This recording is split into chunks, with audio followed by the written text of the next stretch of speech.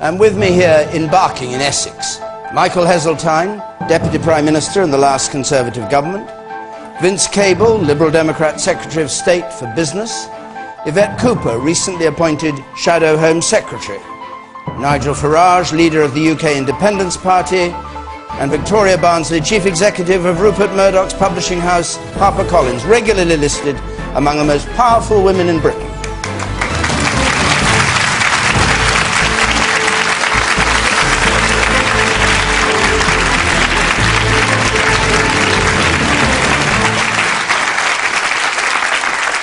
Let us start with a question from Jack Billsborough, please. Yes.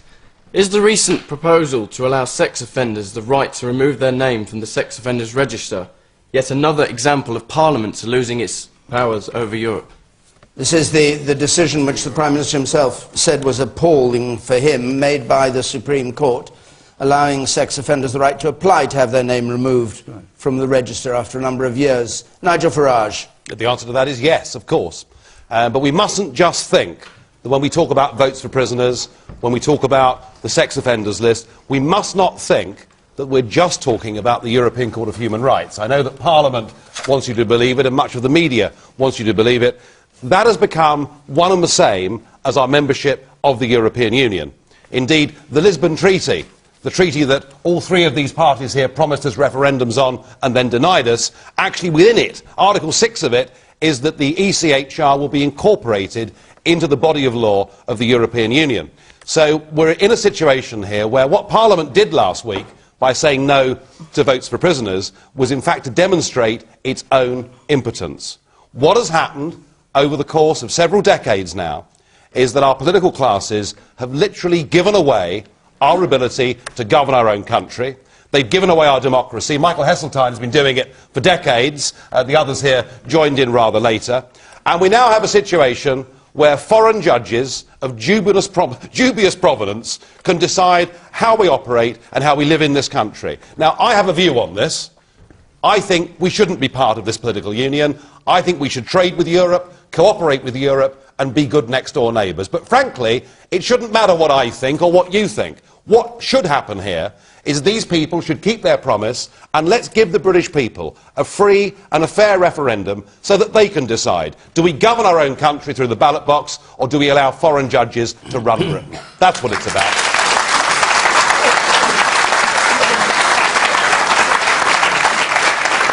Michael Heseltine. Well, we were asked a specific question, and Nigel perhaps understandably avoided the question in order to give us a rant of his views. I think I answered the question actually very quickly in the first couple of words, didn't I? No, you really didn't. Well, I said yes. And of course, I mean, how's yes for an answer? Well, yes is a way of avoiding answering the question. Oh, really? Well, let's see what you do, shall we? Yes, well, let us... There were two specific issues here. One, whether the decision about prisoners or paedophiles is the right one, and secondly, whether we should be part of what was set up in 1948, the European Court of Human Rights, in order to say to the suppressed people of Eastern Europe that there is a hope and an opportunity and a beacon of justice. I think, I must confess, I've wrestled with this all day. I find it very difficult to say that something that might have been a mistake 15 years ago should never, never be open to question. But Lord Heseltine, the question, and you accuse me of not answering the question. The question the gentleman asked was, is Parliament losing its power? Would you answer that, please? Yes, of course. Parliament has taken the biggest possible decisions to enhance its sovereignty by sharing sovereignty with other like-minded... Surrendering sovereignty? No, enhancing it. All right. Cable, let's just look at this. So what Yvette's saying is that Lord Phillips, President of the Supreme Court, saying it's obvious there must be circumstances in which a tribunal could do all the rest of it and it should be allowed. She says the government doesn't have to do anything at all. You can ignore this completely. Is that right? No, it can't ignore it. I mean, Michael and I think Victoria got this absolutely right. I mean, let's be clear. First, this is a British court, British Supreme Court, making a ruling on British legislation. I mean, that's nothing to do with the common market and the European Union. The ruling requires that a right of appeal under very, very restrictive circumstances, and the government reaction to it is to apply a very tough set of criteria, because clearly for the reasons that the audience expresses, you know, paedophilia is an appalling abuse and the public have to be protected for it. So a maximum period of time after somebody has been released from prison, it goes, as the lady on the third row, to the police. And if the police consider there is any question whatever of public safety, nobody is going to release. So this provides maximum protection for the public with respect for the court, and the court interprets the law. So I think, you know, we have an outcome which is not ideal. I mean, the ruling was a very difficult one, but I think the government has reacted to it in a sensible but tough way. But the Prime Minister said, I'm appalled by the ruling. And Yvette says, well, in that case, he can just ignore it. No, Why can't he? We can't ignore it. Why not? We have taken... What's wrong with her argument? We're respecting the ruling. Well, what's wrong with her argument that you Because can? it's superiority of law. That's what it's No, about. Yvette says it's not. Not She's to the the Shadow Home Home Secretary. She Come must on, have studied come on. the thing. You know That's not the case. that we have given away ultimate sovereignty to 2 European courts. That is true, isn't it? This is not a decision of the Is that European true or courts. not? Nigel, this is not a decision Is of that the European true or courts. not? Don't hector her. Well, answer it. I Don't hector appreciate her now. that the only Well, thing, answer Nigel, it. that you want to talk Well, about answer is it. Europe, but this Well, is not No, a you decision, won't answer it. it's a But decision by the you won't British answer it. courts. You won't answer it. But hang on. You won't answer it. Whose law is superior? You'll be out for repetition if you go on like Let's that. have an answer. But wait, let's have an answer. all right, let Yvette answer, but not that point. But the other point, your Shadow Home Secretary, you must have looked at this, you're saying that Prime Minister and the Home Secretary have got this all wrong. When Theresa May goes and says we're going to do the least we can, we've got to do something, she's just wrong. I think they've not looked at all the options. And I think, you know, I'm not actually saying I think they should ignore the courts, because I think it's always right to have a discussion well, that's with a bit the courts. different. You were But a moment I ago, think- you sounded as if it didn't matter. No, and what I'm saying is I think they could ignore the courts. What I actually think they should do is I think they should set up a system where Parliament could review this and look at the evidence, and I think the evidence actually justifies the current system, because you're taking a precautionary approach. Right. And yes, and the gentleman up there in the structure. Just to point what Michael was saying, we can't sort of opt out. We joined in 1948 to protect the human rights for everyone. We can't sort of... Obviously, he says, you know, that you can reform, you know, these things come up, these emotive subjects, but the basic principle is that we're protecting for all around the world of, you know, countries watching us. If we say we can't pick and choose which ones we don't like from Supreme Courts... Yeah, and you, sir. No. I think it's not the problem about whether these criminals should have the right to appeal. I think one of the more worrying things is, as is just pointed out, 25%, you don't know which ones it is. I think the main issue here is who's judging whether they will still pose a threat to society. And in my opinion, the senior policeman wouldn't make the best judgment. The woman up there. Yeah. To get onto the sex offenders list anyway, you have to commit a crime that you could get in prison for 30 months. That's right. So it seems completely absurd that someone who's got such a long sentence will have the opportunity to get off, because what does that say about our justice system? Michael Heseltine, can you just pick up on what Nigel Farage is saying? I mean, his argument is that it is part of being in the EU now that you have to observe this Court of Human Rights, and there's no way that you can detach yourself from it, and that in that sense we've given up control over our justice system. What's your answer to that? The whole issue of Europe is whether the nation-state enhances its power by sharing sovereignty or tries to maintain a national posture whilst the rest of the world is sharing power. Well, the rest of Europe in our case. And the whole view of the last 50 years of British policy has been that Britain gained by being a leading influence in Europe. And that meant that you shared a whole range of decisions. I mean, if one just takes it at its most extreme, and this is not about paedophilia, this is about industry, Europe is our biggest trading partner. There are going to be common standards, same specifications, same harmonization, all through the industrial manufacturing process. If we are not part of that decision-making, the French and the Germans will fix the rules to help French and Michael, German that's not the point. Right, the point is, Michael, the point is, no, but Michael, the point is, can we get out sharing of sovereignty? No, but can we get out of this particular area? Yes, of course, and we be can. independent Of course, without of leaving course. the EU? Oh, well, of course, there is no way in which anyone's going to send a gunboat up the channel if Britain says it's not going to abide by this or that law. Can I just come back on that? No, hold on a second. I'll try and come back to you later. But the man in the fifth row there in the check shirt. Yeah, I agree with the government wanting to reform welfare because, it does need to be reformed. There are too many people claiming benefits, but, the government are cutting back too much. That's the thing. I mean, of course, I agree with them, wanting to make work pay. That's great and everything. It sounds good, but because of the massive public spending cuts, there aren't any jobs out there. So the government should rethink their spending policies. What's your own position? Are you? I'm a student. I'm in my third year. I study marketing. But I'm really worried about whether I'll get a job or not because, the private sector are cutting as well. So there's not many jobs out there. Yvette Cooper. Yeah, I think that's a really important point and goes to the heart of Cody's question as well, which is that, welfare to work doesn't work if there's no work for people to do, if there's no jobs for people to go to. So, if the economy is not growing, it is a crazy time to cut the Future Jobs Fund. And the lady there who talked about volunteering, I do think it's a good thing to help people who are unemployed to volunteer. But actually, the government cut a programme that was helping the unemployed volunteer last year, which is just a crazy thing to do. Your record on youth unemployment wasn't that hot, was it? No. Well, if you look at what happened, youth unemployment fell very substantially up until the start of the recession. You're right, it went up during the recession. It is a big problem. But you see, that's why I thought we were right to introduce the Future Jobs Fund, because I think it was right to say young people should be guaranteed a job. If they've been out of work for more than 6 months, they should be given the education maintenance allowance so that they can stay on in school. We should have the extra support for them to stay on at university. Instead, what's happening is that you've got, the increase in tuition fees. It's going to put people off staying on in education at the same time as it's really hard for people to get into work. And the thing about the Future Jobs Fund, it was all about saying, well, if you can't get that first job because you haven't got experience, how do you get your job if you can't get the experience? The Future Jobs Fund did that. 90,000 of those jobs are being cut across the country. I just think that's irresponsible and could leave us with a lost generation again. The woman there on the left.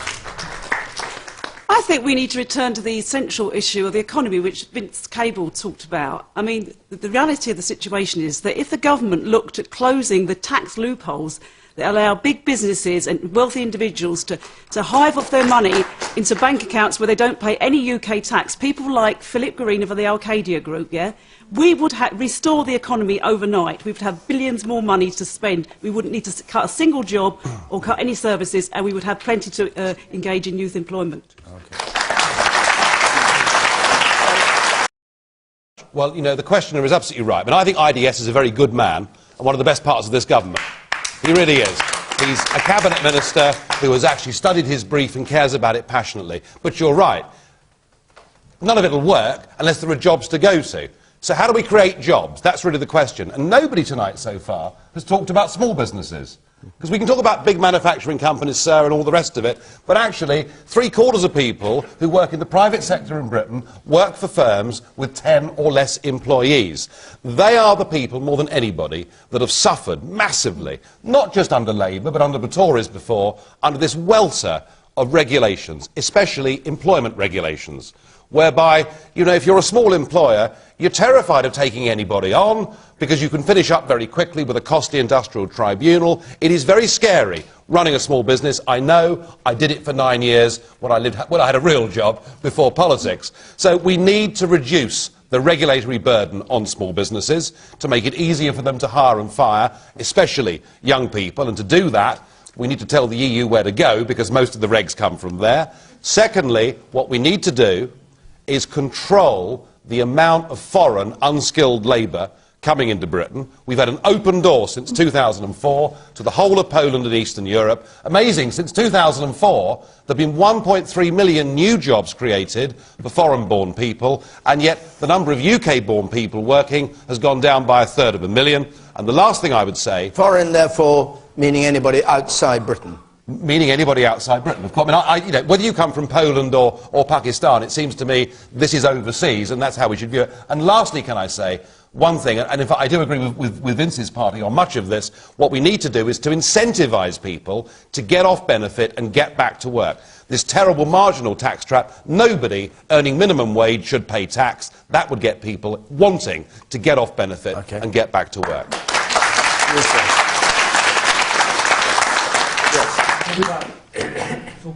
No, sorry, the man behind it. Yeah. I'll come to you. Yes. Labour, the unemployment figures have been a complete myth for over a decade.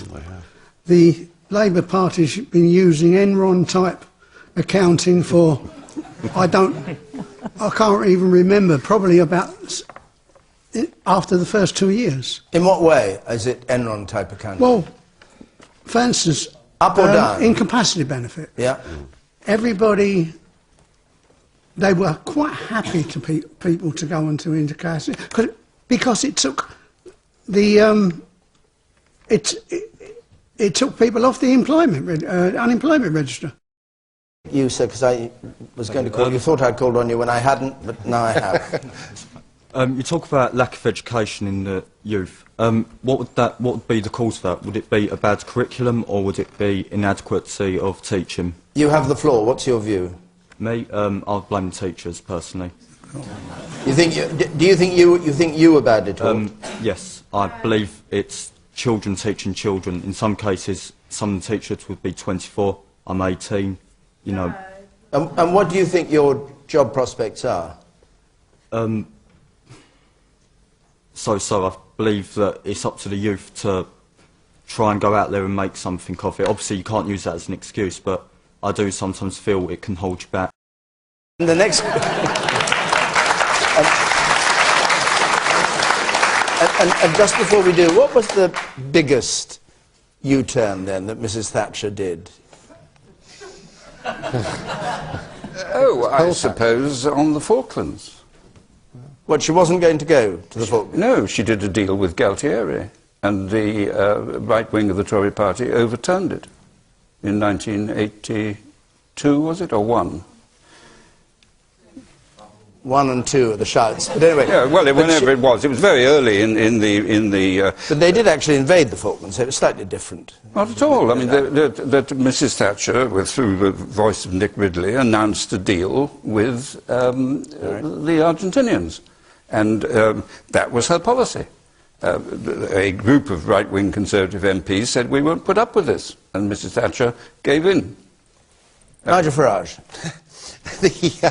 I think that in a world where we're used to professional career politicians, we're not used to anybody resigning over anything. We're not used to anybody apologising over anything. I mean, Gordon Brown, our Chancellor for all those years, the man that sold off 400 metric tonnes of gold at less than $300 an ounce, that signed us up to PFI deals, which will leave us in ruin for years. I mean, all the awful things that Brown did, and never at any point did he hold his hands up and say, we got this wrong. And we've seen this from government, so I think that, and I do agree with Michael, that you know, forests don't necessarily need to be managed by the state, but I think this was mishandled so badly that everybody thought the forests were going to be sold off to private companies, fences would be put round them, public access would be lost. They made an absolute botch of it, and I think to recognise as quickly as they have, they've made a botch of it. I reckon the majority of people watching this programme tonight will say, isn't it nice for once to see a minister at the dispatch box saying, we got it wrong, we've changed our minds. It's rather refreshing.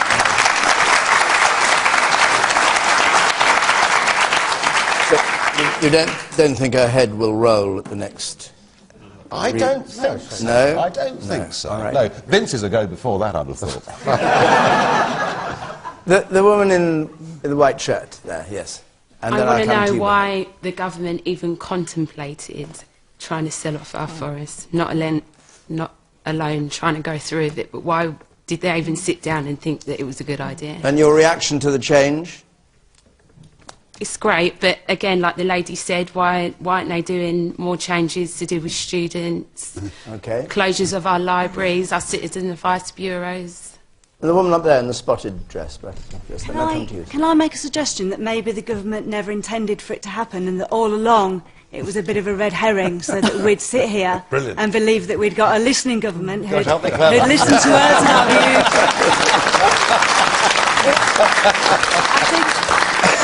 Victoria I think they knew all along that they wouldn't mind giving up this one. And you think you have to do one a year like this, really? Yeah. Victoria? Well, I think obviously it's a good thing that they've admitted they got it wrong.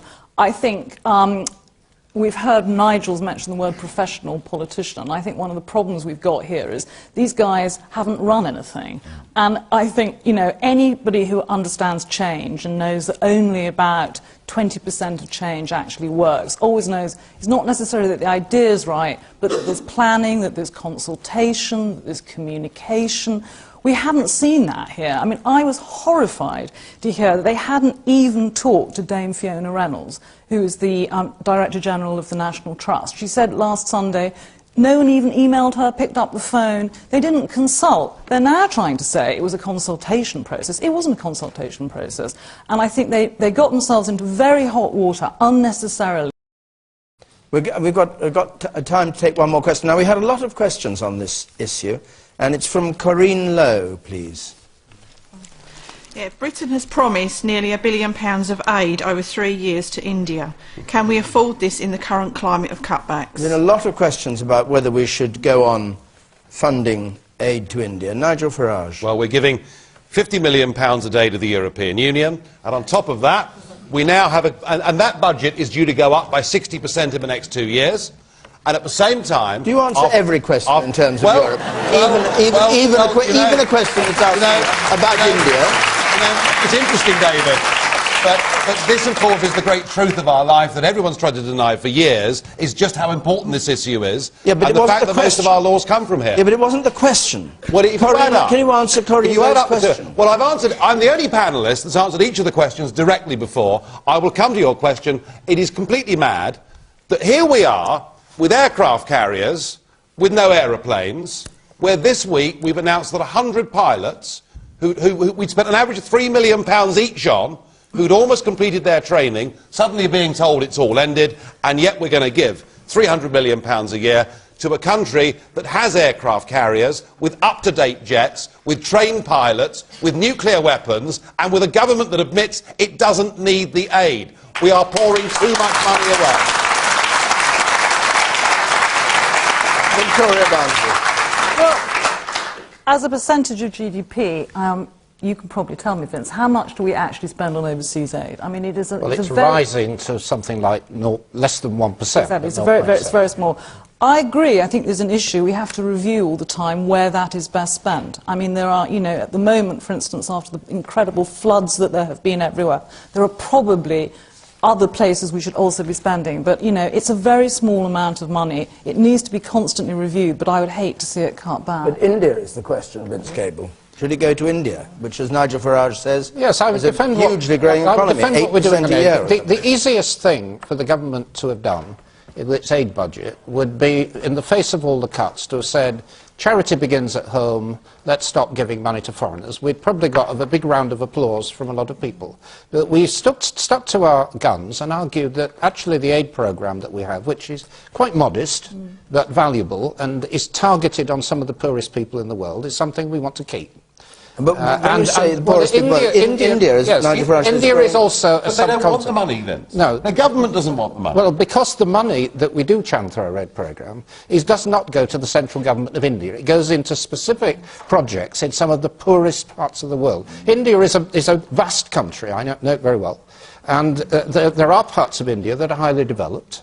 And there are other parts that are the poorest parts of the world, poorer than parts of Africa. And the money is channeled very often into non-government organisations helping those people. And it's helping with real development. But if India is growing at over 8% a year, when we're growing at 0%, don't they have the resources to do that? No, they don't. No, they don't. They've got aircraft carriers and planes, things we haven't got.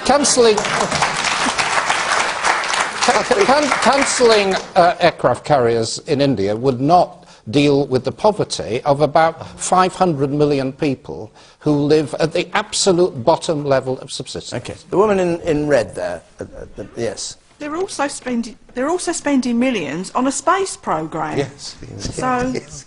You think it's wrong that this should be spent this way? They need to be looked at, because they've also got 3 times as many, dollar billionaires in India than what we've got. Okay. Well, they're investing a lot of the money here. And the woman up there, the second row from the back. This is to Vince Cable. What about the poor people here? What about the disenfranchised here? What about spending some money here? Well, we are, and we should. No, you're not. We are, and we should. No, you're not spending money here. You're giving billions away in foreign aid. You're not spending money here. You want to wake up and smell the coffee. There's lots of poor people here. Well, absolutely, and absolutely right. One of the first things this government did when we came in was to protect the basic state pension. It had been abandoned for many years, and we've now linked it to earnings. That is the most vulnerable section of the community, the elderly. Their pensions are now protected. That was our top priority. The fact that we look after them does not mean to say we should walk away from hundreds of millions of people overseas who are far poorer than anyone in this country As is Nigel ever Farage likely to. pointed out, they've got a space programme. How much are they spending on that? Well, not large sums in relation to They must be poverty spending millions on a requirements of the space country. programme, and you're still giving them money. You're disingenuous and pretentious. No, I'm sorry. no, not at all. Yvette Cooper. I was just about to come to Vince's defence on this, because I think that I think it is a problem that people who are on low income in this country are being hit by the VAT increase. So I think that is a serious problem. But I do also think that £1 billion redirected would answer the lady's problems. Well, I think the government is right to keep what are limited commitments, in fact, on overseas aid. Why? Because I think the overseas aid, it is still less than a percentage of GDP. Well, I'm not sure that Vince has made as big a claim as he could have done, because as I understand it, this government, for the first time, has accepted a target of percentage of GDP in overseas aid, which the United Nations and goodness knows who have claimed as an aspiration. Actually, this government has committed itself to it, which I think is the first time, and amongst very few other countries. Now, of course you can say, let's have it all at home, if that's the sort of country you want to be. But we have always taken a view that there is an aid crisis across many parts of the world, as Yvette has said. I know India quite well. The standards of living of large numbers, hundreds of millions of Indians, is indescribably awful. And I hope that Britain, a rich country, is not just going to say, well, let us have a big society at home where charity plays a significant role and we look after the less privileged. We will actually remain a world power, and we will remember that once this was part of the British Empire, and we have obligations and responsibilities today. Okay. As always, there are a lot of hands up. I'm afraid there's nothing I can do about it, because I'm sorry to all of you. Apologies, our hour is over. Thank you to the panel here. Thank you to all of you who came to Barking, and for your forbearance in not being called. But, you know, that's the way of the world. We get a lot of good questions and a lot of good comments. But thanks very much indeed. From all of us until next Thursday here in Barking. Good night.